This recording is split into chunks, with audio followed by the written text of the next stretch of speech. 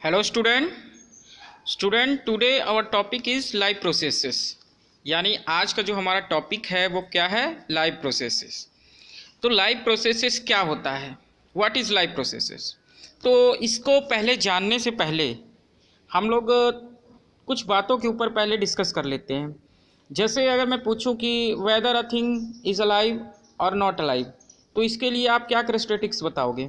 यानी अगर मैं आपसे पूछूं कि कोई चीज़ लिविंग है या नॉन लिविंग है, तो उसके लिए आप क्या कैरेक्टरिस्टिक्स डिसाइड करोगे।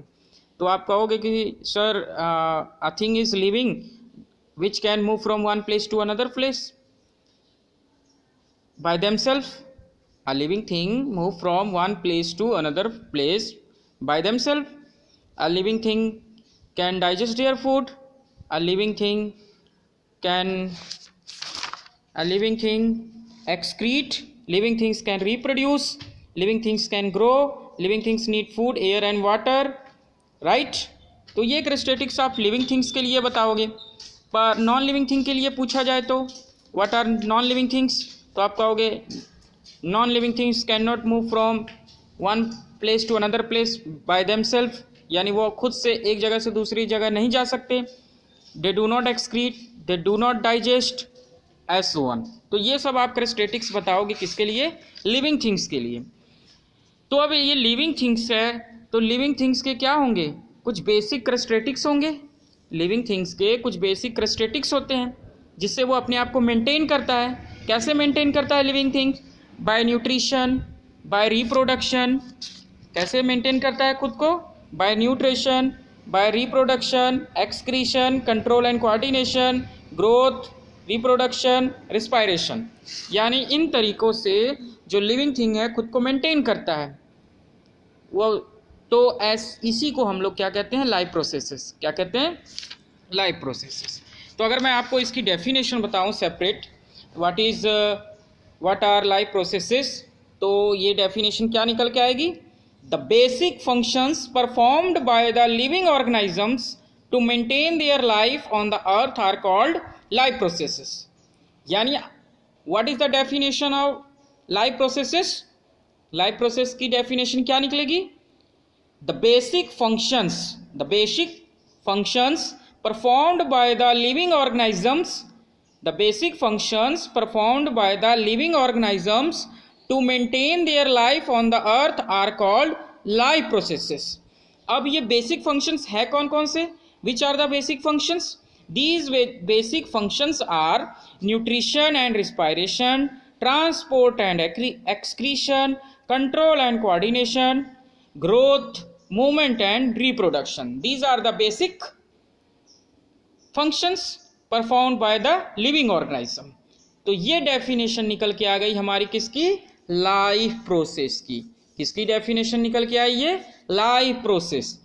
Once again I am going to repeat the definition of life processes. The basic functions performed by the living organism to maintain their life on the earth are called life processes. Or basic functions are nutrition and respiration, transport and excretion, control and coordination, growth, movement and reproduction. Okay, now let's start this chapter. How do we tell the difference between what is alive and what is not alive। यानी आप कैसे difference करोगे कि कोई चीज़ alive है या not alive है। तो इसका डिस्कशन हमने कर लिया है अभी कि कौन सी चीज़ अलाइव होगी या कौन सी चीज़ अलाइव नहीं होगी। एक बार फिर से रिपीट कर लेते हैं। If we see a dog running और अ काउ चूइंग कर्ड और a man shouting loudly on the street, we know that these are living beings. What if the dog or cow or the man were asleep? क्या होगा अगर dog, cow और man सोए हुए हैं। We would still think that they were alive. We would still think that they were alive. But how did we know that? We would still think that, हम ये सोचेंगे कि वो अलाइव ही है, but how did we know that? पर हमने ये कैसे जाना कि वो अलाइव है, यानी वो जीवित है। We see them breathing and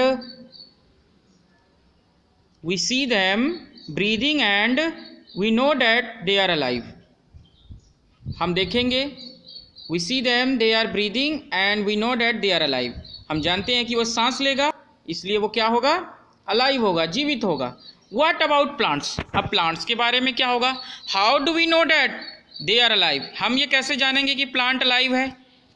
This is the important fact. How do we know that they are alive? यानी how do we know that they are alive? कौन? Plants.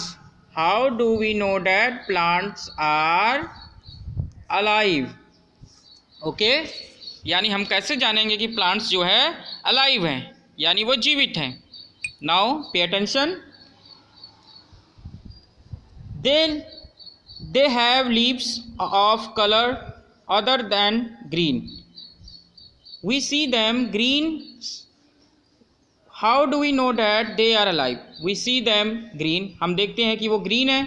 Some of us will say, हम में से कुछ ये कहेंगे कि वो ग्रीन है.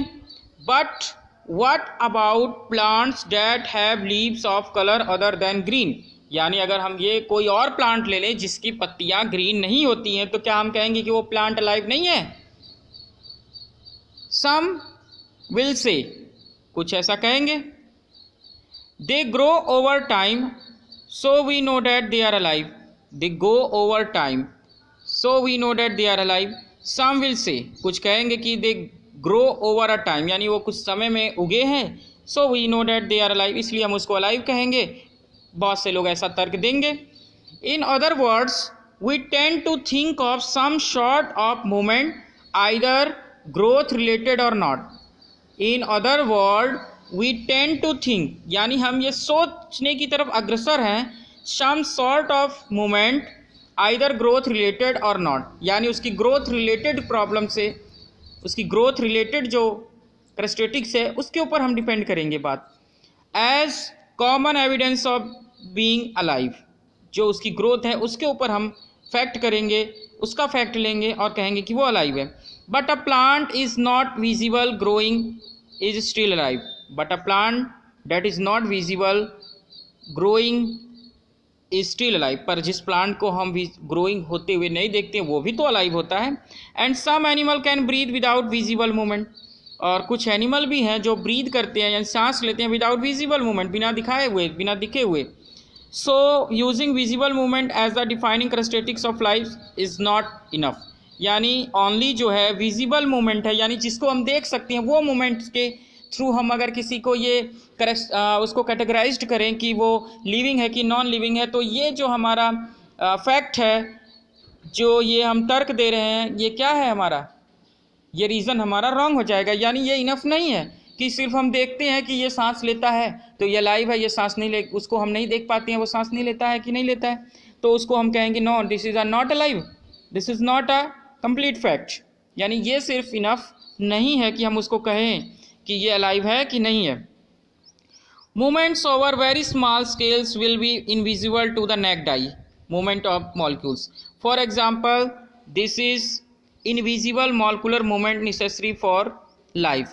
If we ask this question to the professional biologist, they will say yes. In fact, viruses do not show any molecular movement in them, and that is partly why there is a controversy about whether they are truly alive or not. यानी virus को आप जानते हो कि virus के ऊपर अभी भी पजल है. Virus are known as the biological puzzle. Virus को बायोलॉजिकल पजल कहा जाता है. क्यों कहा जाता है? Because viruses are the boundary line of living और नॉन लिविंग. क्योंकि वायरस जो है वो लिविंग और नॉन लिविंग की जो है बाउंड्री लाइन है, इसलिए वायरस को बायोलॉजिकल प्रोसेस, बायोलॉजिकल पजल कहा जाता है. क्या कहा जाता है वायरस को? Biological puzzle. क्यों कहा जाता है? Because viruses are the boundary line of living और नॉन लिविंग. क्योंकि वायरस जो है लिविंग और नॉन लिविंग की बाउंड्री लाइन पे हैं. When they enter in a living body they behave like living things, and when they are outside the living body they are behave like non living things. That's why viruses are known as the biological puzzle. Why are molecular movement needed for life? Why are molecular movements needed for life, यानी life के लिए जो है molecular movement क्यों ज़रूरत है। We have seen in earlier classes that living organisms are well organized structure, यानी हमने पहले की क्लासेस में देखा है कि जो लिविंग ऑर्गेनिज्म होते हैं वो वेल ऑर्गेनाइज्ड क्या होते हैं, they are well organised structure, यानी जो लिविंग ऑर्गेनिज्म होते हैं उनका एक वेल ऑर्गेनाइज्ड स्ट्रक्चर होता है। दे कैन हैव टिश्यूज, उनके पास टिश्यू होते हैं, टिश्यू हैव सेल्स, टिश्यू जो है सेल से बने होते हैं, cell have smaller component in them, और सेल जो है उनमें सबसे छोटा कंपोनेंट है। It means that cell is the smallest unit of living things and so on. Because of the effects of movements, disorganized ordered nature of living structure is very likely to keep breaking down over time.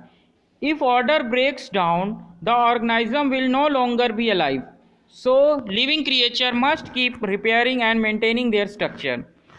क्योंकि अब cell है तो आपको पता है कि cell जो है living creatures must keep preparing and maintaining their structure, तो लिविंग थिंग्स जो है वो अपने स्ट्रक्चर को रिपेयरिंग और मेंटेन करते रहते हैं। Since all these structures are made up of molecules, क्योंकि ये सारे स्ट्रक्चर किस चीज़ से बने हुए हैं, मॉलिक्यूल से। They must move molecules around all the time, they must move molecules around all the time, इसलिए मॉलिक्यूल्स जो है हर समय क्या रहते हैं, मूव करते रहते हैं।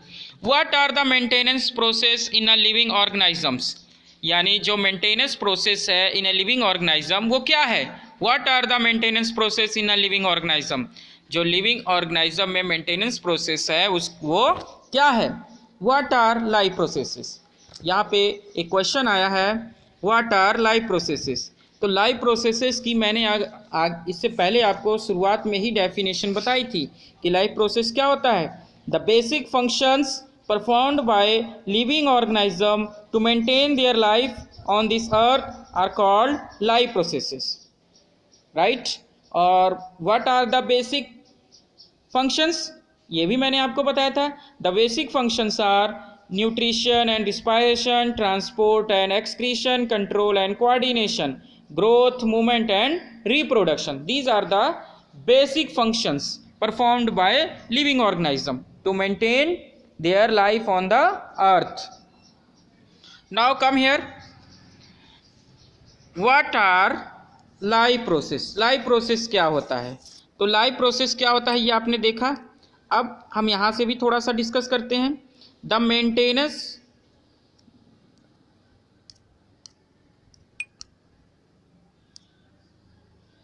Maintenance function of living organism must go on even when they are not doing anything particular, यानी ये कहा जा रहा है कि the maintenance function of living organism must go on even when they are not doing anything particular, यानी अगर कोई living thing not doing anything particular, यानी वो कुछ भी कोई ऐसा निश्चित वर्क नहीं करती है, कोई पर्टिकुलर वर्क नहीं कर रही है, तो भी उसके अंदर maintaining functions must go on, वो होता रहता है। यानी अगर कोई लिविंग थिंग्स कोई फंक्शन नहीं कर रही है तब भी उसके अंदर मेंटेनिंग फंक्शन होते रहते हैं। Even when we are just sitting in class, ये तब भी होता है जब हम क्लास में बैठे रहते हैं, तब भी मेंटेनिंग फंक्शन होता रहता है। Even if we are just asleep, जब हम सोए रहते हैं तो भी ये मेंटेनिंग फंक्शन होता रहता है। This maintaining job has to go on. The process which together perform this maintenance jobs are life process, और इसी प्रोसेस को हम लोग क्या कहते हैं, life process.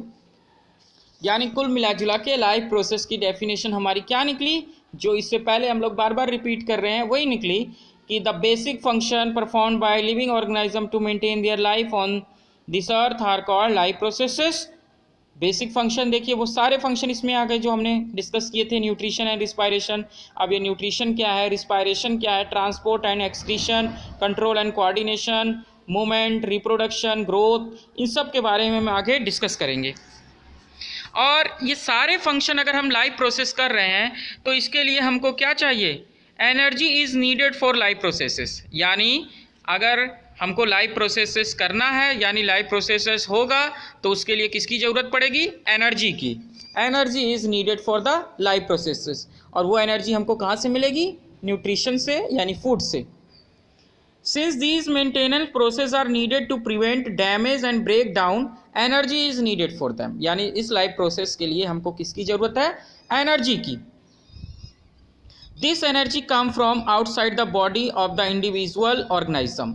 So there must be a process to transfer a source of energy from outside the body of the organisms which we call food to the inside, a process we commonly call nutrition.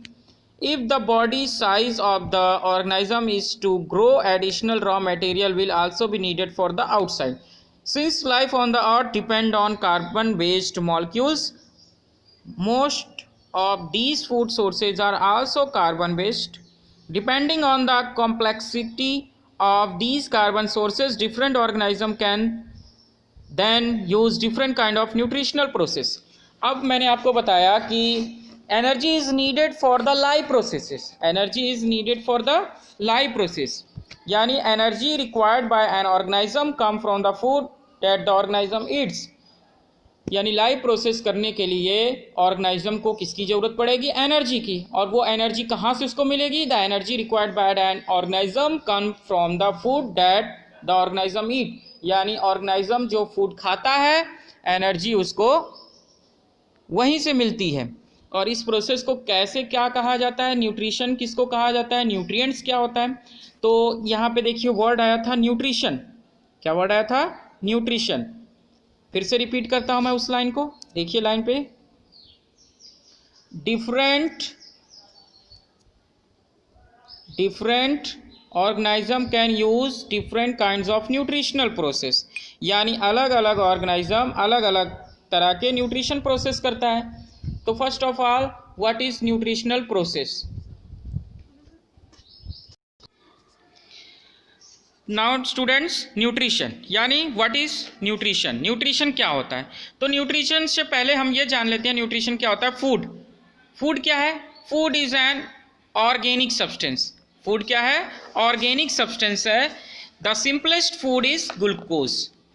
तो अगर आपसे पूछा जाए which is the simplest food, that is glucose. यानी simplest food कौन सा है? Glucose. Food is an organic substance. The simplest food is glucose. It is also called simple sugar. इसको सिंपल शुगर के नाम से भी जाना जाता है। अ more complex food is starch. और कॉम्प्लेक्स फूड कौन सा है? Starch. Starch is made from glucose. Starch जो है ग्लूकोज से ही बनता है। The journal name of substance like glucose, sugar and starch is carbohydrate. इनको ये सब जो है कार्बोहाइड्रेट के अंदर आते हैं। Carbohydrate are the most common food for getting energy. Carbohydrate are the most common foods, यानी एनर्जी लेने का सबसे जो कॉमन फूड है वो क्या है? Carbohydrates. Fat and proteins are also food. Fat और प्रोटीन भी फूड है, राइट। नाउ अब हम न्यूट्रिशन के ऊपर बात करते हैं। What is nutrition? तो न्यूट्रिशन जानने से पहले हम थोड़ा सा न्यूट्रिएंट्स जान लेते हैं। न्यूट्रिएंट्स क्या होते हैं, यानी न्यूट्रिएंट्स क्या होते हैं उसको देख लेते हैं।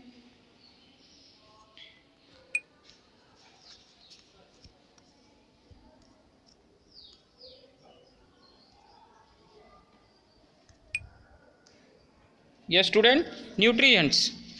What is nutrient? Nutrient क्या है? A nutrient can be defined as a substance which an organism obtain from its surrounding and uses it as a source of energy. A nutrient can be defined as a substance, यानी nutrients एक substance होता है, एक पदार्थ होता है, विच an organism obtained from its surrounding, जो कोई ऑर्गेनिज्म अपने अगल बगल से इसको ऑब्टेन करता है, यानी अपने अगल बगल से इसको आस पड़ोस से लेता है, and uses it as a source of energy, और इसका प्रयोग सोर्स ऑफ एनर्जी के लिए करता है, तो उसी को हम लोग न्यूट्रिएंट्स कहते हैं। एग्जाम्पल में अगर इसकी लिया जाए, न्यूट्रिएंट्स में कौन कौन से आते हैं? Carbohydrates and fats are the nutrients which are used by an organism mainly as a source of energy, whereas protein and mineral salts are nutrients used by an organism for the biosynthesis of its body constitute like skin and blood. यानी बाकी का use हम लोग अपने biosynthesis यानी अपनी जैविक संश्लेषण का काम करते हैं, जैसे स्किन हो गया, ब्लड हो गया, इसके लिए। अब न्यूट्रिशन क्या होता है? What is nutrition? Nutrition is a process of intake of nutrients, यानी न्यूट्रिशन एक तरह का प्रोसेस होता है, एक तरह की प्रक्रिया होती है जिसमें इनटेक ऑफ न्यूट्रिएंट्स, जिसमें हम लोग न्यूट्रिएंट्स को लेते हैं अंदर अपने, यानी हम न्यूट्रिएंट्स को खाते हैं। Nutrition is the process of intake of nutrients like carbohydrate, fat, protein, mineral, vitamins and water by an organisms as well as utilization of these nutrition by the organisms, और इसका हम लोग यूटिलाइज करते हैं for getting energy. अब ये nutrition कितने तरह के होते हैं? How many kinds of nutrition, और mainly how many moods of nutrition, moods कितने होते हैं न्यूट्रिशन के, ये आगे हम लोग डिस्कस करेंगे। अब इसमें पहले हम लोग आगे देखते हैं। The outside source of energy would be quite varied since the environment is not under the control of the individual organisms. These sources of energy therefore need to be broken down or built up in the body and must be finally converted to uniform source of energy that can be used for the various molecular movement needed for the maintaining living structure as well as to kind of molecules the body needs to grow. For this a series of chemical reaction in the body are necessary. Oxidizing, reducing reaction are some of the most common chemical means. Oxidizing और reducing reaction क्या है? इसको आपने chemistry में पढ़ा था। For this, many organisms use oxygen source from the outside the body. The process of acquiring oxygen from the outside the body and to use it in the process of breakdown of food source of cellular needs, what we call respiration. क्या हम इसको respiration कहते हैं? यानी यहाँ से हमको किसकी डेफिनेशन मिल गई? रिस्पायरेशन की। किसकी डेफिनेशन मिल गई? रिस्पायरेशन की।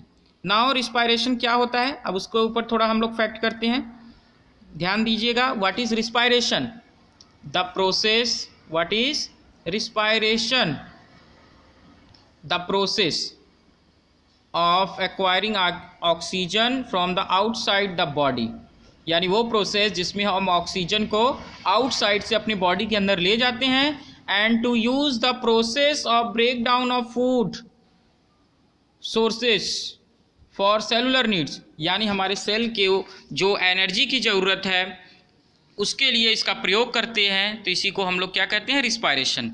The process by which the process of acquiring oxygen from the outside the body and to use it in the process of break down of food sources for the cellular needs, यानी cellular needs के लिए, यानी अपने sales की ज़रूरत के लिए जो हम फूड खाते हैं उसमें बाहर से ऑक्सीजन लेके जो उसका ब्रेक डाउन होता है, तो उसको हम लोग क्या कहते हैं? रिस्पायरेशन। क्या कहते हैं? रिस्पायरेशन। और इसकी मैं आपको एक सेपरेट डेफिनेशन भी बता दूंगा, रिस्पायरेशन क्या होता है, और इसके बारे में हमको आगे जाके डीपली भी पढ़ना है। Now students, what is the simple definition of respiration, यानी अगर रिस्पायरेशन की हम कोई सिंपल सी डेफिनेशन को खोजें तो वो क्या मिलेगा? तो वो हमको मिलेगा the process of releasing energy from food is called respiration. The process of releasing energy from the food is called respiration. क्यों ऐसा मैंने अब ऑक्सीजन नहीं जोड़ा? क्योंकि आपको मालूम है there are two types of respiration, aerobic respiration and anaerobic respiration. क्योंकि रिस्पायरेशन तो दो टाइप का होता है, aerobic and anaerobic respiration. Aerobic respiration which occurs in the presence of oxygen, and anaerobic respiration which occurs in the absence of oxygen. तो इस तरह से एरोबिक एनॉर्बिक दो तरह के रिस्पायरेशन हो गए। तो सिंपल डेफिनेशन हमने रिस्पायरेशन की क्या निकाली? The process of releasing energy from food is called respiration. The process of releasing energy from the food is called respiration. अब एरोबिक और एनॉर्बिक में यही डिफरेंस है कि एरोबिक में हमको ज़्यादा ऑक्सीजन की, क्योंकि प्रेजेंस में ये रिस्पायरेशन होता है इसलिए इसमें ज़्यादा एनर्जी रिलीज़ होती है, और एनॉर्बिक रिस्पायरेशन में बहुत लेस एनर्जी रिलीज़ होती है। इन द नेक्स्ट, अब रिस्पायरेशन का जो इम्पोर्टेंस क्या है लाइफ प्रोसेस में ये देख लेते हैं। Respiration is essential for the life. Respiration is essential for the life, यानी रिस्पायरेशन का जो हमारी लाइफ में बहुत ही ये एसेंशियल है, बहुत ही ज़रूरी है। Because it provide energy for carrying out all the life processes, क्योंकि ये ही तो एनर्जी, रिस्पायरेशन के थ्रू ही तो हमको एनर्जी मिलती है जिससे हम अपने different type of life processes करते हैं which are necessary to keep the organism alive, और जो किसी ऑर्गेनिज्म को अलाइव रखने में बहुत हेल्प करती है, यानी उसको जीवित रखने में बहुत ही मदद करती है।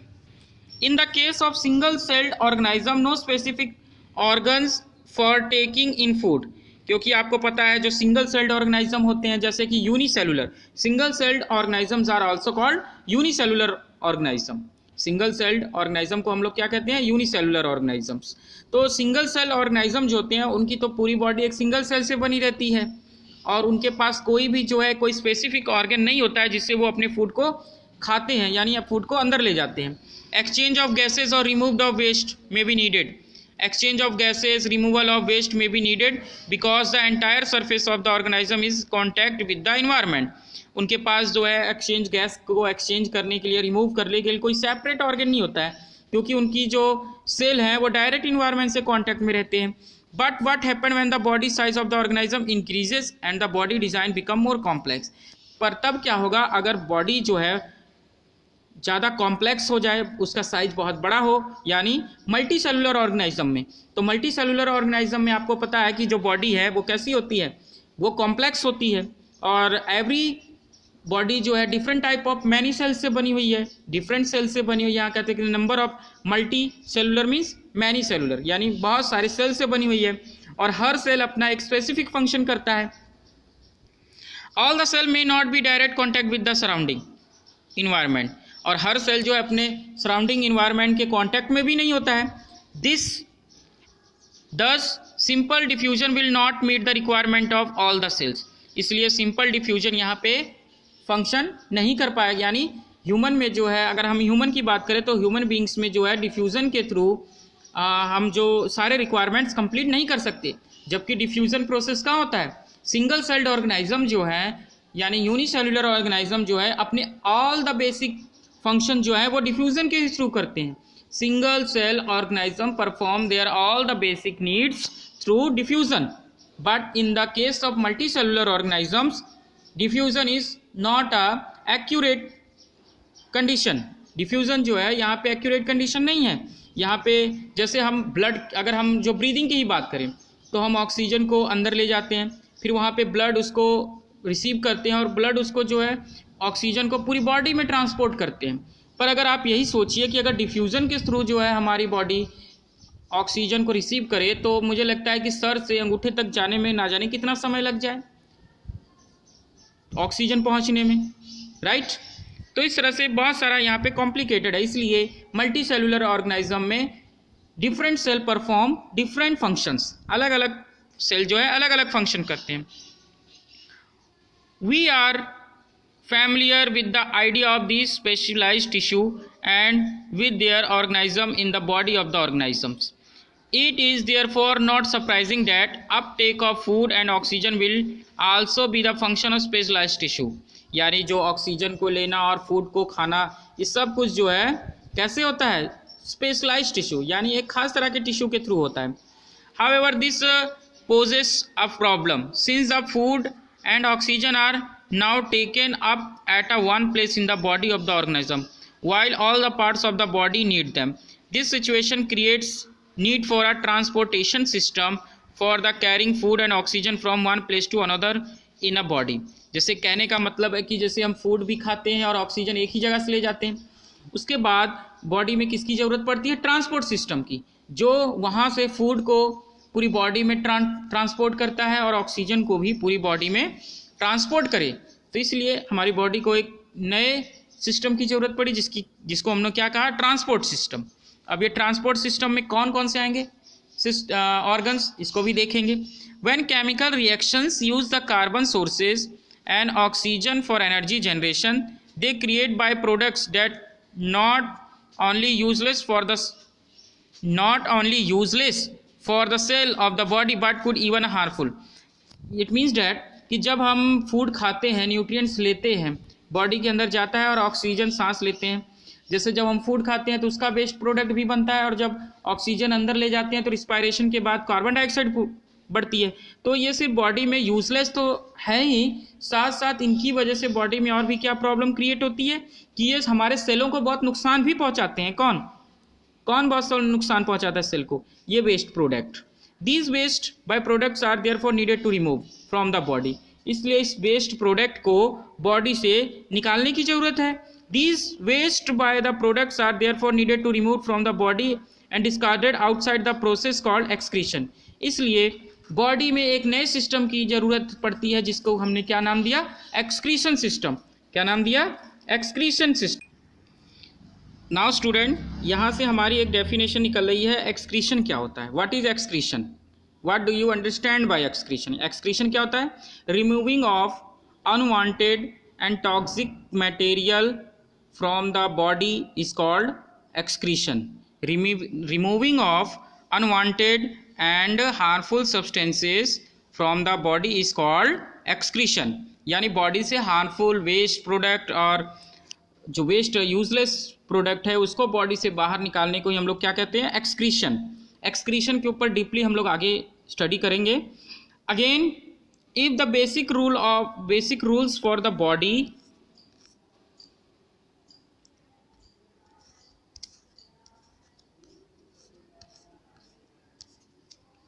again if the basic rules for the body design in multicellular organism are followed, a specialized tissue or excretion will be developed।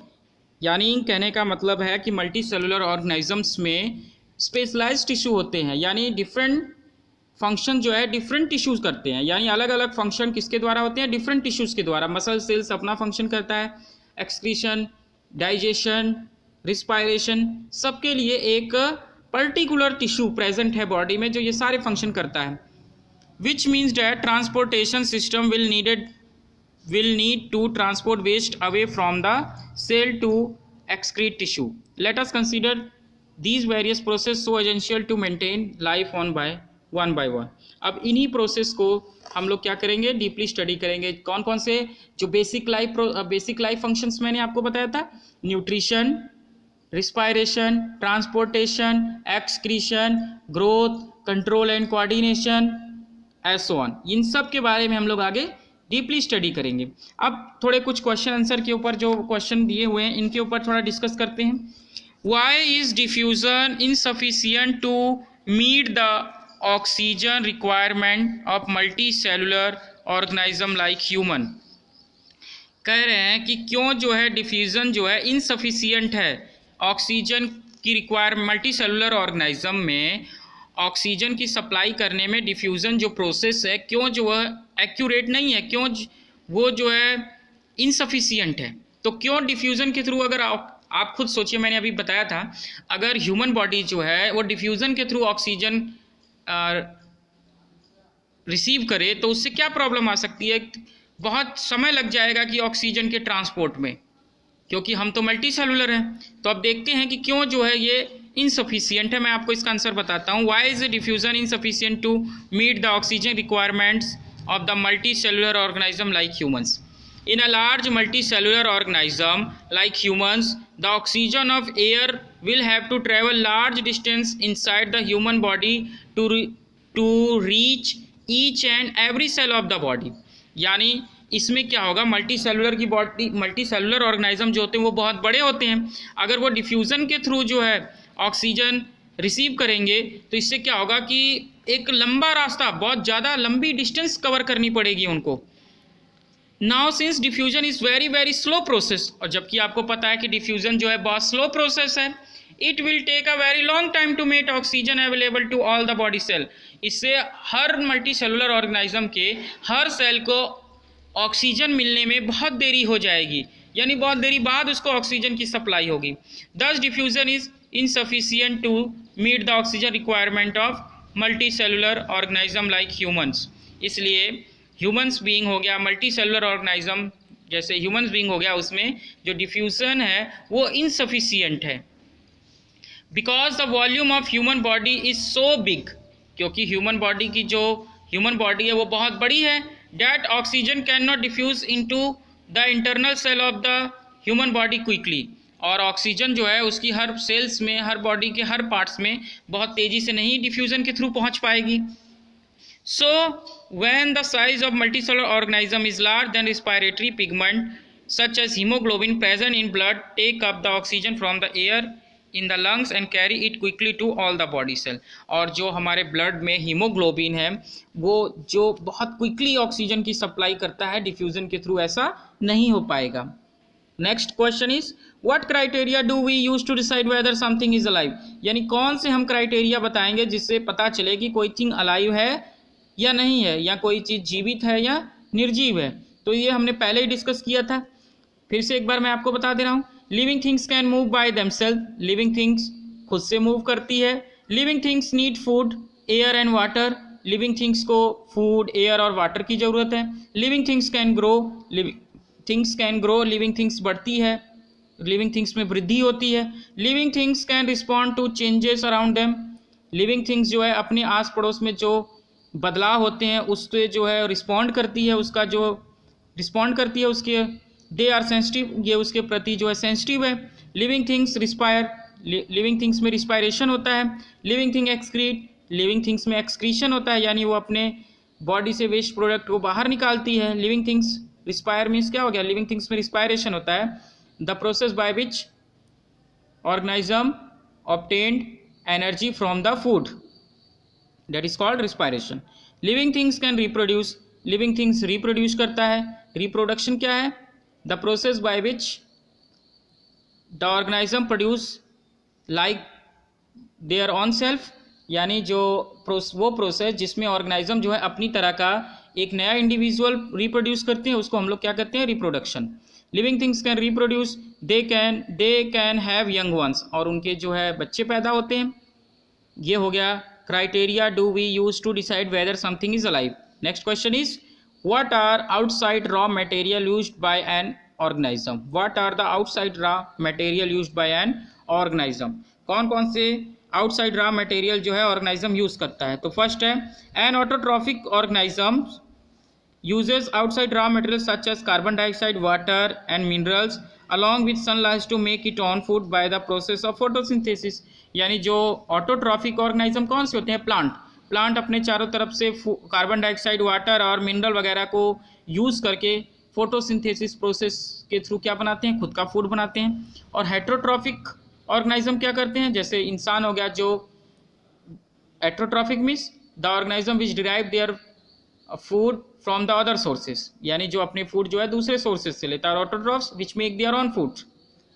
A heterotrophic organism like an animal uses outside raw material such as readymade organic food to grow, यानी वो readymade organic food बनाया खाना खाता है. किसके through, कौन वो खाना बनाता है, या तो वो प्लांट से ये खाना लेता है जो वो ऑटोट्रॉफ, क्योंकि प्लांट ऑटोट्रॉफिक है और वो फोटोसिंथेसिस के थ्रू अपना फूड बना लेते हैं, या तो वो वहाँ से खा लेता है, या डेवलप, या फिर वो दूसरे ऑर्गेनिज्म को खाता है, यानी दूसरे जानवरों को खा लेता है.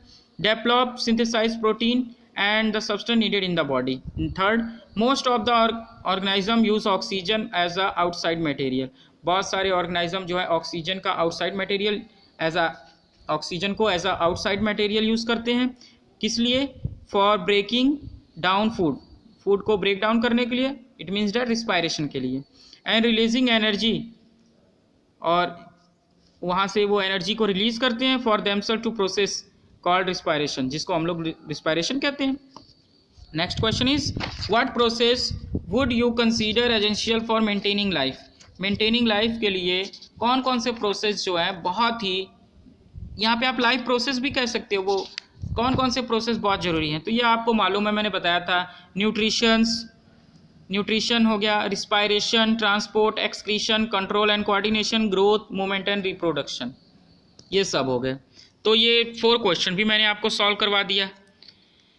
हेंस हम ये कह सकते हैं कि अब आप जो है ये पूरा इसको वीडियो को देखिएगा और यहाँ से नोट्स भी बना लीजिएगा और अपने क्वेश्चन आंसर भी सॉल्व कर लीजिएगा. जो हमारा अब कल का जो टॉपिक रहेगा वो क्या रहेगा, न्यूट्रिशन. कल का हमारा टॉपिक क्या रहेगा, nutrition. Thank you very much for today.